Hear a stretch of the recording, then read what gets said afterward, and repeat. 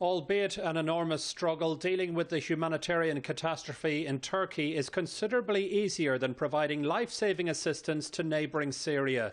This is because crippling economic sanctions being imposed on Damascus by the West are stifling search and rescue efforts. Days after devastating earthquakes, the EU is finally going to help Syrians.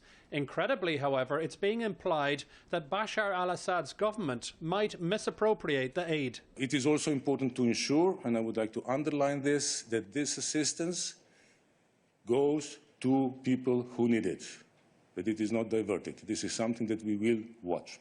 Syrians urgently need heavy equipment to move rubble, and emergency vehicles must be allowed to access the worst-hit areas. Medical staff in the Arab nation are overwhelmed.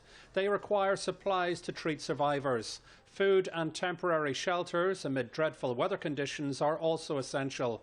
William Ibrahim lives in Brussels. He's been able to text his mother in Aleppo. Mercifully, none of his family died, but their homes were severely damaged. The only need from the West and the USA and the EU to lift the sanctions against Syria, even if it's just temporarily, we need to help in this crisis. We need to transfer money to our family in need. Rights campaigners accuse Western leaders, who for years have tried to oust President Bashar al-Assad, of weaponizing the natural disaster.